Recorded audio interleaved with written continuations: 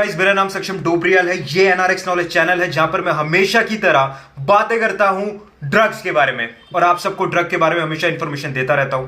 तो आज का जो टॉपिक है वो टॉपिक है डीएमटी यानी कि स्पिरिट मॉलिक्यूल यानी कि 45 मिनट साइकोसिस यानी एन डाइमेथाइलट्रिप्टामीन। हम बात करेंगे डीएमटी के बारे में बहुत ही अच्छी तरीके से, हिस्ट्री के बारे में, डीएमटी होती क्या है, डीएमटी कैसे बॉडी के अंदर काम करता है, डीएमटी के गलत नुकसान है, डीएमटी पे अभी क्या रिसर्च चल रही है और डीएमटी पे अभी उसका लीगल स्टेटस क्या चल रहा है अलग अलग कंट्रीज में, हम उसके बारे में बात करेंगे। तो सबसे पहले हम बात करते हैं डीएमटी के बारे में। डीएमटी यानी कि एन डाइमेथाइलट्रिप्टामीन, मतलब केमिकली रासायनिकली हम इसे कहेंगे, जो रासायनिक इसका है वो है एन डाइमेथाइलट्रिप्टामीन।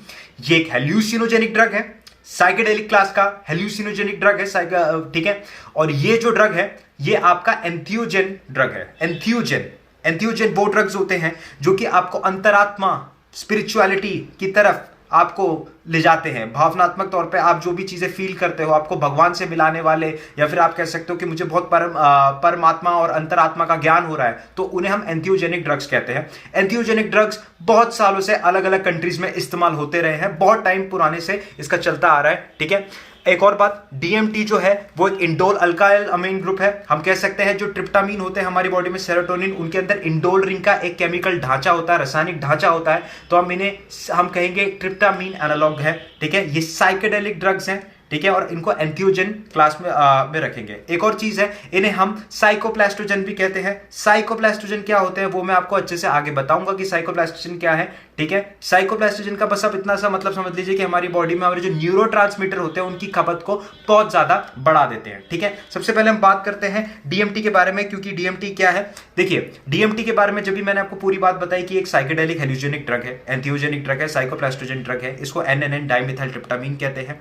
ब्लैक मार्केट में इसके जो नाम है वो थोड़े अलग हैं, वो है बिजनेसमैन, फैंटेसिया, 45 मिनट साइकोसिस, डिमिट्री या स्पिरिट मॉलिक्यूल। इसके बहुत सारे अलग अलग नाम है क्योंकि डीएमटी मोस्टली जगह इलीगल है और इसको इलीगल रिक्रिएशनल पर्पसेस यानी कि इसका मेडिसिनल यूज छोड़ के नशे के तौर पे इसका इस्तेमाल करा जाता है, ठीक है। तो इसमें इसको जो ब्लैक मार्केट में लोग लेते हैं वो इसको स्पिरिट मॉलिक्यूल के नाम से ज्यादा लेते हैं और इस स्पिरिट मॉलिक्यूल के नाम से ज्यादा फेमस है। बिजनेसमैन, ट्रिप, 45 मिनट साइकोसिस, ये तो उसके अलग अलग नाम है, डिमिट्री ये भी नाम है, लेकिन स्पिरिट मॉलिक्यूल से ये ड्रग ज्यादा फेमस है। अब बात करते हैं कि डीएमटी निकलता कहां से है, क्योंकि डाइमेथाइलट्रिप्टामीन जो है वो नेचुरल ड्रग भी है और सिंथेटिक ड्रग भी, मतलब ये लैब में भी बन जाता है, नेचुरली भी ऑब्टेन्ड हो जाता है। नेचुरली अगर मैं बात करूं तो ये प्लांट की स्पीशीज से, मतलब कि जो आपके पेड़ पौधे रहते हैं उनसे भी निकल जाता है, जानवर से भी निकल जाता है, कुछ छोटे जानवर रहते हैं उनसे भी निकल जाता है और इंसानों के अंदर भी पाया जाता है, जिसमें से मैं तीनों चीजों को एक्सप्लेन करता हूं। प्लांट में ये अलग अलग स्पीशीज से पाया जाता है, ठीक है। एक जो ड्रग रहता है जिसकी एक कॉम्बिनेशन रहता है उसे ayahuasca कहते हैं, बहुत फेमस है साउथ अमेरिकन में। साउथ अमेरिका में इसकी ब्रू, मतलब कि इसकी ना एक चाय बनाई जाती है, चाय इन द सेंस की कॉम्बिनेशन इनके दो साइकोडेरिया विरिडिस, ठीक है, कैरक्यूना हर्ब्स जिन्हें कहा जाता है, बेनेस्टोरोप्सिस कैपी रहता है, इसको मिक्स करके बनाया जाता है। इसको जो कॉम्बिनेशन होती है, इसका ड्रिंक, इसको इस्तेमाल करा जाता है एंथियोजेनिक शैमनिक पर्पसेस के लिए, ठीक है। ऐसी ड्रिंक्स जो आप कह सकते हैं कि मतलब जो रिचुअल्स होते हैं कि उसको पिया जाता है जिससे कि आपको एंटी एंजाइटी फील हो, मतलब कि आपको ऐसा फील हो कि आप एनेक्शियस नहीं हो रहे हैं, आपको अच्छा फील होना स्टार्ट होगा, आपको अंतरात्मा, भगवान का ज्ञान, ऐसी चीजों का फील होगा और आपकी जो ईगो है, जो आपकी अकड़ है, जो भी आपको लगता है कि आपका अहंकार है वो खत्म हो जाएगा, ऐसा माना जाता है, ठीक है। तो डीएमटी ayahuasca का एक कंपोनेंट है। डीएमटी में और भी ऐसे केमिकल्स होते हैं जो मिले होते हैं। डीएमटी वैसे बहुत सारे पौधों से निकलता है। सबसे पहले मैं पौधों की बात करूं तो वो बेनेस्टोरोप्सिस कैपे, साइकोटोरा विरिडिस, जुरेमा प्रेता जिसे मिमोसा टेनिलोफ्लोरिया कहते हैं, ठीक है, पाइपटिडिनिया से भी निकलता है।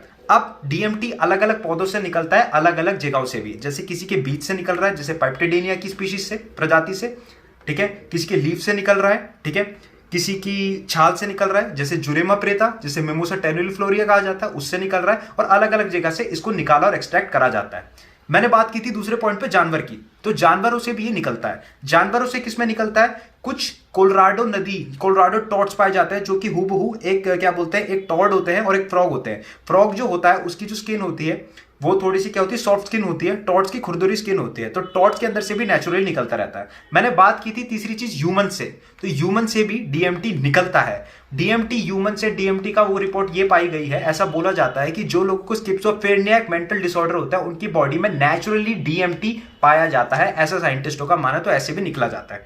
ठीक है, तो मैंने आपको जैसे बताया कि डीएमटी आपका प्लांट से भी निकलता है, एनिमल से भी निकलता है, ह्यूमंस में भी पाया जाता है, ऐसी इसकी चीजें हैं। अलग अलग जो प्लांट्स रहता है उन पेड़ पौधों से भी पाया जाता है। एक चीज मैंने आपको बताई, आया हौसका नाम की ड्रिंक रहती है, उसका में डीएमटी एक कंपोनेंट होता है। ठीक है, लेकिन हम यहाँ पर आया हौसका की बात नहीं कर रहे हैं, हम यहाँ पर सिर्फ उसके एक केमिकल की बात कर रहे हैं, डीएमटी की। आया हौसका में बहुत सारे अलग अलग केमिकल्स भी पाए रहते हैं, जैसे कि एंटी डिप्रेसेंट, एल्कोलॉइड्स, ठीक है, जो कि हार्मलिन, ऐसे ऐसे होता है। ठीक है, और डीएमटी के बारे में जो मैंने और पौधों के बारे में जितनी चीजें बताई हैं, कि ऐसा नहीं है कि सिर्फ इन्हीं से भी निकलता है, और भी ऐसी बहुत सारी अलग अलग स्पीशीज है जिनके अंदर ये पाया जाता है। जैसे कि पेगेनम हर्माला होता है, उसके अंदर एक कॉम्बिनेशन में हार्मलिन एल्कोलॉइड्स के साथ होता है। पेगेनम हर्माला एक यमन का पौधा है जिसको बहुत ही नेचुरली उसमें से केमिकल निकलता है हार्मलिन, और उनको नेचुरली एंटी डिप्रेसेंट के तौर पे इस्तेमाल करा जाता है। ठीक है, अब इतनी बात मैंने आपको बता दी डीएमटी आपका कहां कहां से निकलता है। ठीक है, डीएमटी के बारे में तो हम बात कर ही रहे हैं। ठीक है, डीएमटी के बारे में अब हम इसके बारे में थोड़ा बात करेंगे, डीएमटी की हिस्ट्री के बारे में। डीएमटी की अगर मैं हिस्ट्री की बात करूं तो डीएमटी यानी कि डाइमिथाइल ट्रिप्टामिन, सबसे पहले अगर कोई मैं बात बोलूं कि कोई साइंटिस्ट थे जो शुरुआत में इन पे स्टडी कर रहे थे, वो थे स्टीफन साजरा, जो कि एक हंगरियन साइंटिस्ट थे। उन्होंने डीएमटी को एक्सट्रैक्ट किया था और इसके बारे में उन्होंने चीजें देखना स्टार्ट की थी। वो देखना इसलिए स्टार्ट की थी क्योंकि उस टाइम का जो टाइम था, मतलब मैं 1941 से 51 के आसपास के टाइम की बात होगी है, या उससे थोड़ा सा पहले लेके चल लो। ठीक है, ईयर का थोड़ा ऊपर नीचे हो सकता है। तो उन्होंने इस पे देखने की ये कोशिश की थी, वो ये देखने की कोशिश की थी कि जो स्किज़ोफ्रेनिया एक पेशेंट है उन पे डीएमटी का मॉलिक्यूल कैसे काम कर रहा है, क्योंकि डीएमटी पे उन्होंने रिसर्च करके मिमोसा टेलिलीफ्लोरिया ना कि जुरेमा प्रेता नाम का जो प्लांट है उससे निकाला था, और वो देखना चाह रहे थे उसकी छाल से निकाल के डीएमटी कि स्किज़ोफ्रेनिया और मेंटल डिसऑर्डर पेशेंट पे कैसा काम कर रहा है, क्या उसको ठीक कर रहा है, क्या उसको बढ़िया बना रहा है, क्या चीज उसमें हो रही है, क्या ये अच्छी रिकवरी दे रहा है, ये सब चीजें। लेकिन वो केमिकल जब उन्होंने टेस्ट किया तो उनको इतने अच्छे रिजल्ट मिले नहीं, और उल्टा चीजें बिगड़ जा रही थी, और इस केमिकल के बारे में ज्यादा चीजें ना होने के कारण इसको वहीं पर स्टॉप करना पड़ा। ठीक है, आगे जाके एक बात ये भी हुई थी डीएमटी के बारे में कि इसको सबसे ज्यादा अगर मैं बात करूं कि क्या बोलते हैं, किसी ने किया, वो शेल्गिन नाम के एक साइंटिस्ट ने भी किया था, और रिचर्ड मैन्स्के ने अगर मैं बोलूं तो उसको सिंथेटिकली अपनी लैब में बनाया था।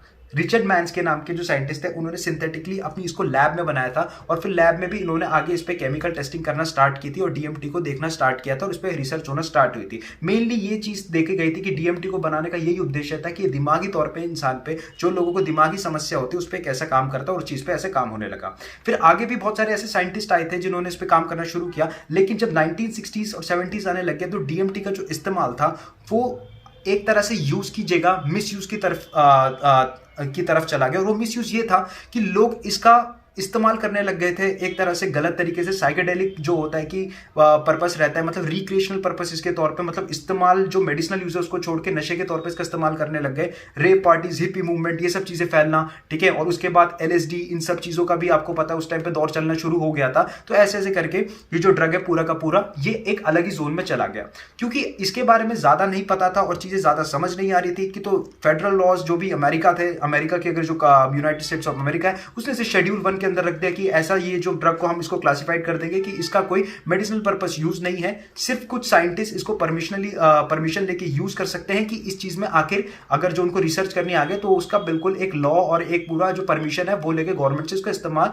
मतलब इस्तेमाल इन द सेंस कि क्या है, कैसे काम कर रहा है वो ले सकते हैं, परमिशन लेके काम इस पे कर सकते हैं। ठीक है, शोधकर्ता जो हम कह सकते हैं। लेकिन अगर कोई इंसान इसको बिना किसी परमिशन के उसके पास ये पाया जाता है या उसको बना रहा है या वो इसको कुछ क्या बोलते हैं कंज्यूम करता है तो उस पर सख्त से सख्त कार्रवाई होगी। और आज के टाइम पे भी अमेरिका में इसको शेड्यूल 1 ड्रग के अंदर ही रखा गया है, शेड्यूल 1 क्लास ड्रग के अंदर रखा गया है। ठीक है, एक चीज ये हुई थी कि 1960s तक आने तक इसको, फिर जब मैंने आपको बताया इसको पूरा पूरा ऐसे करके बैन कर दिया गया था। लेकिन कुछ साइंटिस्ट थे जैसे कि स्ट्रेसमैन, इन्होंने अलग से परमिशन भी ली थी और इसके बाद इन्होंने काफी स्टडी भी की थी। इवन 1994 से 2001 की आगे इस पर और कार्रवाई और चीजें हो सकती थी, क्योंकि बहुत अच्छा एंटी डिप्रेसेंट इफेक्ट भी कहीं ना कहीं दिखा रहा था। ठीक है, तो इस चीज पे भी उसमें काम देखा गया कि क्या क्या चीजें हो सकती है, इस चीज पे भी उस पर देखा गया। ठीक है, फिर आगे आगे रिसर्च और भी बर्कली और भी है, पर अभी इसको जो भी आगे आज लास्ट में ऐसा क्लासिफाइड किया कि अभी भी साइंटिस्ट पे रिसर्च कर रहे हैं और इस पे काम होगा।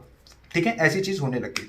अब बात करते हैं डीएमटी के बारे में कि डीएमटी दिखता कैसे है, डीएमटी है कैसा। देखो भाई, डीएमटी के बारे में अगर मैं बात करूं, अगर वो सिंथेटिकली लैब में है तो डीएमटी बिल्कुल एक सफेद क्रिस्टलाइन, मतलब क्रिस्टल जैसे नहीं होता, बिल्कुल कांच की तरह, उसकी तरह दिखता है। बिल्कुल सफेद क्रिस्टलाइन कांच की तरह होता है।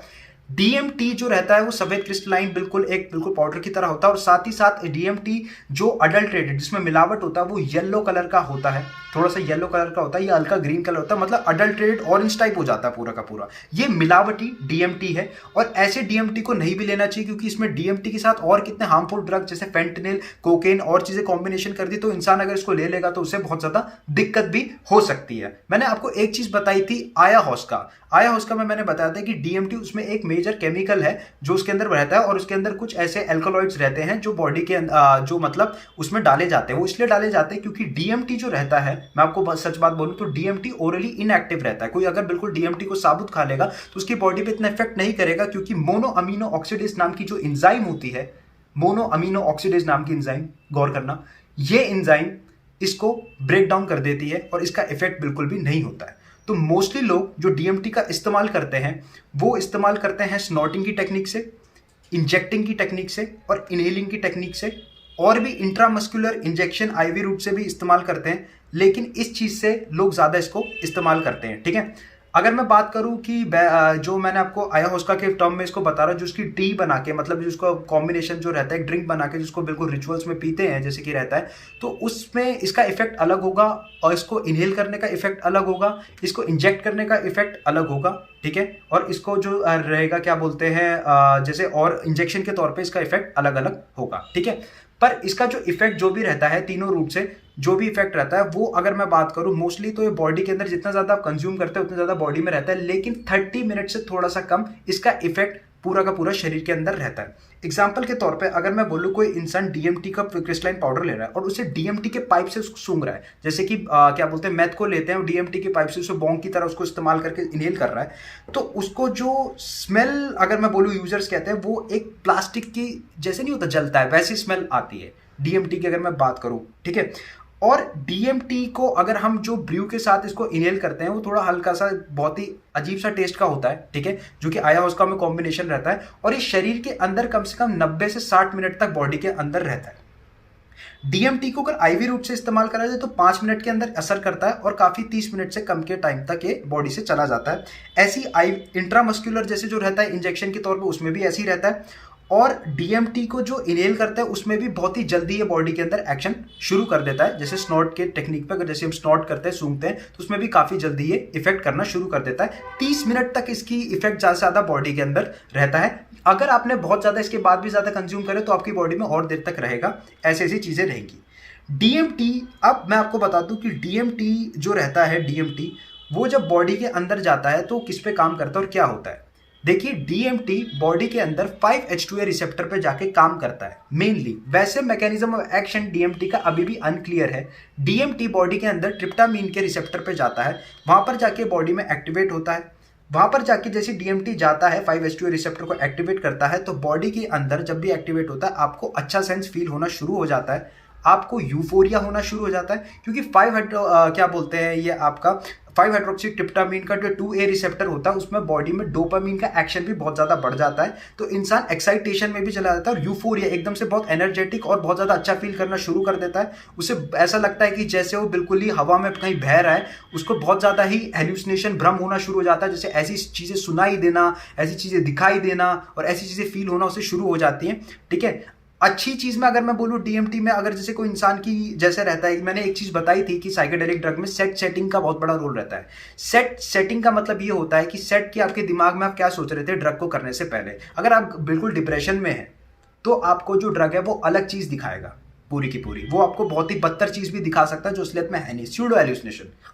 अगर आप बहुत ही काम माइंड से कर रहे हैं ड्रग, बहुत ही आराम से हैं, बहुत सोच रहे हैं, तो मे बी आपकी जो ट्रिप हो सकती है, जो आपने ड्रग को कंज्यूम करा वो बहुत अच्छी भी हो सकती है, आपको बहुत अच्छा फील भी हो सकता है। अब जो डीएमटी है वो बॉडी के अंदर ऐसे तो जा ही रहा है, बॉडी के अंदर वो आपको 5H2A रिसेप्टर पे जा रहा है, जो कि बहुत ज्यादा एक्टिवेट होने पे आपको हेल्यूसिनेशन, आपको चीजें दिखा रहा है, आपको बहुत अच्छा लगेगा, आपको कलरफुलनेस लगेगी, आपको ऊपर से नीचे क्या बोलते हैं ऐसा लगेगा कि जो ऑब्जेक्ट्स ऊपर हैं वो ऊपर जा रहे हैं, नीचे जा रहे हैं, उनका शेप साइज ऊपर नीचे हो सकता है। लेकिन अगर यही चीज बहुत ही ज्यादा आपने गलत ट्रिप में कर दी, मतलब अगर आपका जो सेट है, अगर सेट जो चीज है दिमाग के तौर पे आप उस चीज में बिल्कुल ठीक नहीं थे और आपने ड्रग कंज्यूम कर दिया, ठीक है, या फिर आपकी जो सेटिंग है, setting is a term for, हम कह सकते हैं कि आपके आसपास जो इन्वायरमेंट है वो बेकार सा है, आप जो दोस्तों के साथ दोस्तों के साथ ट्रस्टेड दोस्तों के साथ छोड़ के आप अकेले कर रहे हैं, या आपको लग रहा है कि आपके आसपास गलत चीज लग रहा है, आपको अच्छा नहीं लग रहा है, तो आपको बहुत ज्यादा पैरानॉइड, मतलब कि आपको बहुत ज्यादा भ्रम होना शुरू हो जाएगा, आपका हार्ट बीट बहुत ज्यादा तेज हो जाएगी,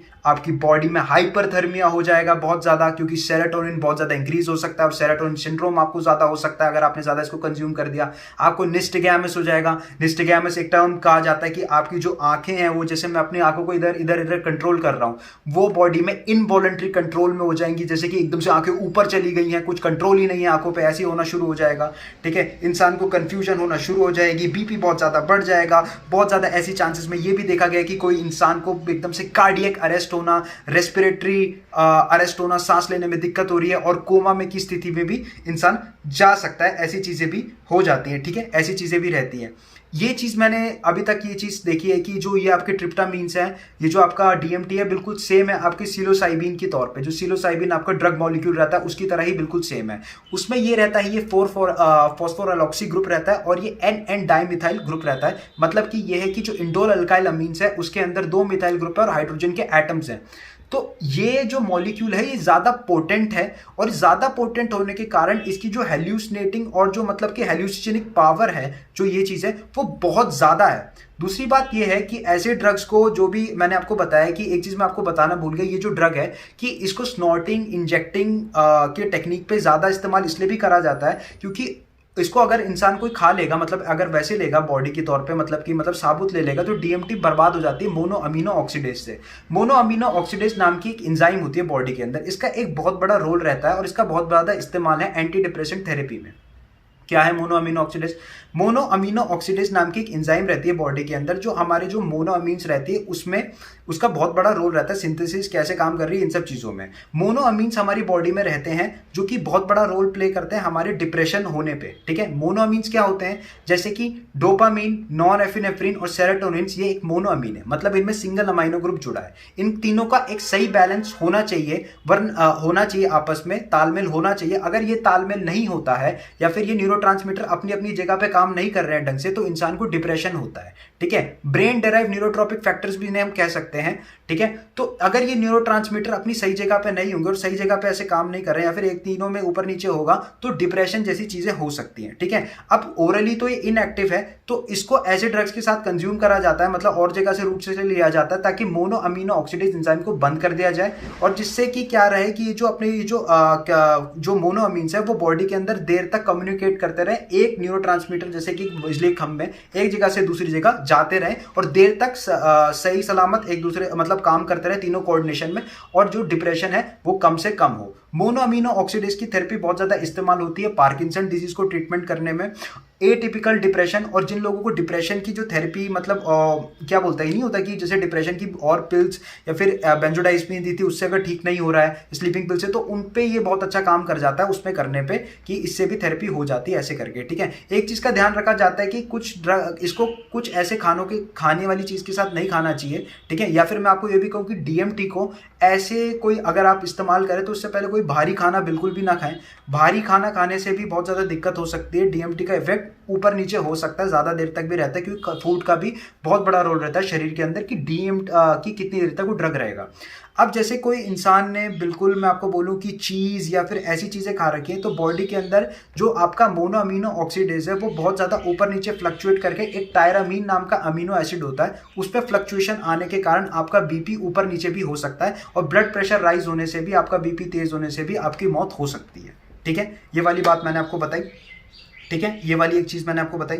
अब जो डीएमटी है वो बॉडी के अंदर, जैसे मैंने डीएमटी के बारे में काफ़ी पढ़ा ही है, जो भी चीज़ें मैं पढ़ी रहा हूँ, डीएमटी बॉडी के अंदर अपने कुछ केमिकल्स बनाता है। ठीक है, जो कि बॉडी से हम इजीली, जो भी साइंटिस्ट होता है या फिर कोई भी किसी को डिटेक्ट करने की इस बंदे ने डीएमटी कर रखा है तो कैसे वो डिटेक्ट होते हैं कि डीएमटी अपने कुछ मेटाबोलाइट्स बनाता है, वो बहुत अलग अलग है, लेकिन मेनली डीएमटी अगर मैं बोलूँ कि यूरिन में डिटेक्ट होता है, वो दो चीज़ों की केमिकल होता है, एक तो इंडोल 3 एस्टाइल एसिड से और एक डीएमटी एन ऑक्साइड एसिड से, इससे यूरिन में डिटेक्ट होता है। यूरिन डिटेक्शन टेस्ट में भी इसमें ज़्यादा कुछ नहीं होता, ऐसे आपको यूरिन रहती स्ट्रिप रहती है, उसके अंदर कुछ मिनट तक इसको ऐसे देखते हैं। तो यूरिन में जैसे कि अगर 2 स्ट्रिप अगर आ जाए, ठीक है, 2 स्ट्रिप ऐसे ऐसे, वो जो थर्मोमीटर नहीं था हमारा, ऐसे फीवर आ जाता था, तो उसमें अगर 2 स्ट्रिप ऐसे में आ जाए, 2 लाइन्स ऐसे आ जाए, तो ये नेगेटिव होता है। लेकिन अगर इसमें सिंगल स्ट्रिप आ गया कुछ मिनटों के अंदर, जो भी ऐसे देखा गया, तो इट मीन्स बंदे ने, जो भी इंसान, पर्सन जो भी है, उसने डीएमटी कंज्यूम किया था और वो पॉजिटिव टेस्ट को दिखा रहा है।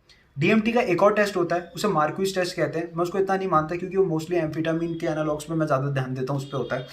उस टेस्ट में क्या होता है कि मेथनॉल को पानी में लेके उसमें सल्फ्यूरिक एसिड डाल देते हैं और उसके बाद उसमें डीएमटी जो भी होगा पाउडर या फिर किसी को सैंपल मिल रखा वो डाला, तो एकदम से ना ऑरेंज कलर आ जाता है। ठीक है, ऑरेंज कलर आ जाता है, तो इससे एक कंफर्मेशन होती है कि मार्क्विस टेस्ट ने ऑरेंज कलर दे दिया तो डीएमटी है। वैसे तो मार्क्विस टेस्ट अगर ऑरेंज कलर देता है तो एम्फेटामिन के एनालॉग्स में भी देता है। ठीक है, तो ये कुछ डिटेक्शन के तरीके होते हैं डीएमटी को देखने के लिए। और भी डिटेक्शन अगर कर सकते हैं देखने के लिए कि और भी चीज़ होता है, हेयर सैंपल से भी होता है। ठीक है, वैसे मैं कहूँ तो 24 टू 72 आवर्स में डीएमटी की डिटेक्शन हो जाती है, अगर किसी के पास डीएमटी ऐसे इलीगली मिलता है या उसकी बॉडी में उसने कंज्यूम कर रखा है, उसे शेड्यूल 1 ड्रग में डाल रखा है। ठीक है, अब ऐसी ऐसी चीज़ें तो होती ही रहती हैं कि क्या बोलते हैं, ऐसे रहते ही है। ठीक है, पूरा का पूरा। अब एक और चीज़ मैं आपको बात बताता हूँ डीएमटी के बारे में कि जो डीएमटी है उस पर कुछ जैसे मैंने इसको मैकेनिज्मली बताया, तो डीएमटी की बहुत ज़्यादा खतरनाक चीज़ क्या हो सकती है।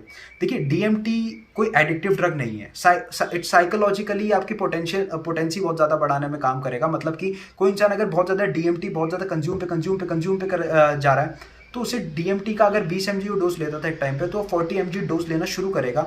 और उसको इतना डोज, क्योंकि जो उसने पिछला डोज अगर 20 mg का ले रहा है तो उसको असर ही नहीं करेगा, तो वो 40 mg का डबल डोज लेना स्टार्ट करेगा, या फिर उससे भी आगे आगे जा सकता है क्योंकि उसकी बॉडी में उस चीज़ की पोटेंसी बढ़ गई है। ये बिल्कुल वैसे ही है कि जिम में मैं 5 महीने 10 kg के डंबल से एक्सरसाइज कर रहा हूँ, तो 10 kg की मुझे बॉडी में क्या बोलते हैं, पहले दर्द होना शुरू होगा बॉडी में, ऑब्वियस ही बात है। फिर उसके बाद क्या होगा कि बॉडी धीरे धीरे करके एक पोटेंसी बना लेगी, आदत बना लेगी, तो फिर 10 kg भी मेरे पे इतना असर नहीं कर पाएगा बॉडी बनाने में, तो मैं 15 kg या 20 kg ट्राई करूँगा। तो वैसी ड्रग के केस में भी ये वाली चीज़ मैंने आपको बताई है। ठीक है, तो ऐसा चीज़ रहता है। पर इससे ये होता है कि जो डीएमटी है, अब डीएमटी से पोटेंसी बढ़ रही है, माना कि इतना एडिक्टिव नहीं है कि इंसान को फिजिकल डिपेंडेंस हो रही है, मतलब नहीं लेगा तो इंसान अगर एडिक्टेड है तो उसको कुछ उल्टी दस्त ऐसी चीज़ें या फिर जुकाम लगना ऐसी चीज़ें होने शुरू हो जाएगी, पागल होगा, ऐसे नहीं होगा, पोटेंसी बहुत ज़्यादा बढ़ जाएगी।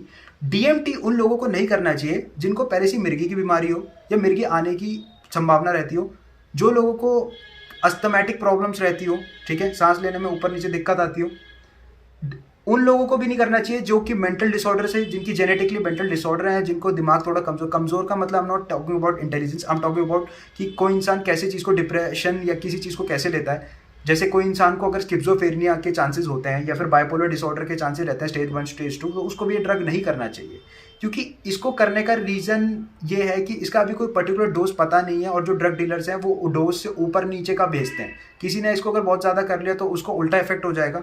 ये भी हो सकता है कि उसको कई महीने तक, कई हफ्ते तक अनसंट आवाज़ें सुनाई, मतलब जो रहती है कि ना, कि अजीब व गरीब अनसंट ऊपर नीचे चीज़ें, आवाज़ें सुनाई दे रही हैं जो एग्जिस्ट ही नहीं कर रही हैं, कुछ भी चीज़ें या फील हो रही है, सब उसको होने लग जाएगा। वो बोलेगा मैं पागल तो नहीं हो रहा हूँ, वो कुछ नहीं है, वो असलियत में HPPD है, जिसको हेल्यूसिनेटिक परसिस्टिंग परसेप्शन डिसऑर्डर कहते हैं, या फिर हेल्यूसिनेटिक परसेप्शन परसिस्टिंग डिसऑर्डर कहते हैं। मतलब वो जो आपने ड्रग किया था वो बॉडी में अभी भी आपको एक तरह से फ्लैशबैक दे रहा है, ठीक है, वो आपको अभी बिना नशा हुए नशे जैसी फीलिंग में रख रहा है, महीनों तक, हफ्तों तक, ऐसी ऐसी आपको मैंने चीज़ बताई। ठीक है, ऐसी वाली चीज़ बताई थी। ठीक है, अब डीएमटी के कुछ इस्तेमाल भी थे।